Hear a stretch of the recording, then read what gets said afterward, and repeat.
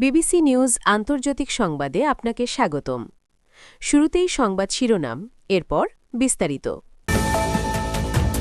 যুদ্ধবিরতির মধ্যে ইসরায়েলের মুহুর্মুহু হামলা, দুর্ভোগে লেবাননের মানুষ। যুদ্ধবিরতি আলোচনার মধ্যেই ইরানকে হুমকি দিয়ে ট্রাম্পের পোস্ট।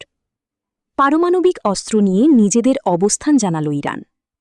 যুদ্ধে ইরান জিতেছে, বললেন সাবেক ইসরায়েলি কর্মকর্তা। এতক্ষণ শুনছিলেন সংবাদ শিরোনাম, এখন বিস্তারিত। আপনি যদি মুসলিমদের পাশে থাকতে চান তাহলে ভিডিওতে লাইক করে চ্যানেলটি অবশ্যই সাবস্ক্রাইব করে দেবেন। যুদ্ধবিরতির মধ্যে ইসরায়েলের মুহুর্মুহু হামলা, দুর্ভোগে লেবাননের মানুষ। লেবাননের দক্ষিণাঞ্চলে ঘোষিত যুদ্ধবিরতি সত্ত্বেও ইসরায়েলি হামলা অব্যাহত রয়েছে। সাম্প্রতিক সময়ে সেখানে হামলার মাত্রা আরও বেড়েছে বলে জানিয়েছেন স্থানীয় সূত্র ও প্রত্যক্ষদর্শীরা।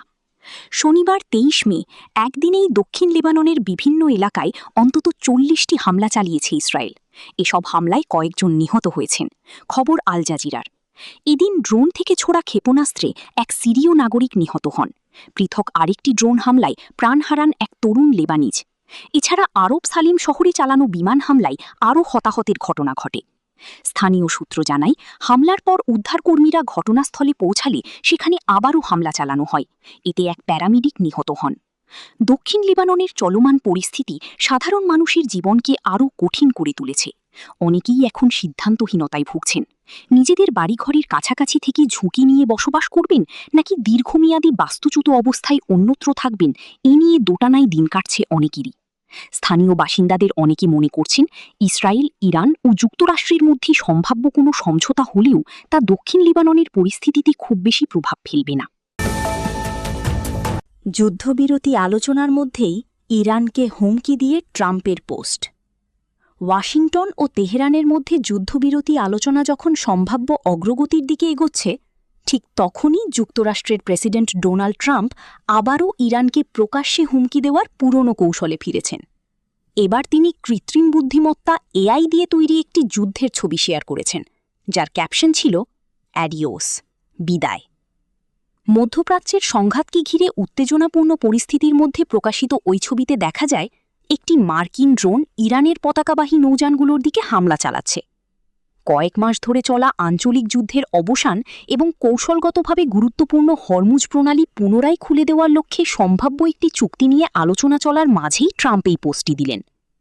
যদিও অ্যাডিউস শিরোনামের ছবিটি ইরানের উদ্দেশ্যে ট্রাম্পের প্রথম এআই ভিত্তিক সতর্কবার্তা নয়, সাম্প্রতিক সপ্তাহগুলোতে তিনি একাধিকবার এআই নির্মিত ছবি পোস্ট করেছেন, যেখানে ক্ষেপণাস্ত্র হামলা, ইরানি জাহাজে ড্রোন আক্রমণ, ইরানকে লক্ষ্য করে তৈরি মানচিত্র এবং ভবিষ্যৎধর্মী স্পেস ফোর্সের দৃশ্য দেখানো হয়েছে।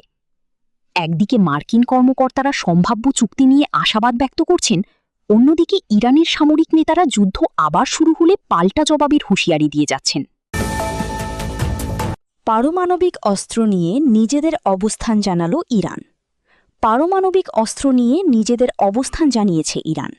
দেশটির প্রেসিডেন্ট মাসুদ পেজেশকিয়ান বলেছেন, তেহরান আন্তর্জাতিক সম্প্রদায়কে আশ্বস্ত করতে প্রস্তুত যে তারা পারমাণবিক অস্ত্র অর্জনের চেষ্টা করছে না এবং আঞ্চলিক অস্থিতিশীলতাও চায় না।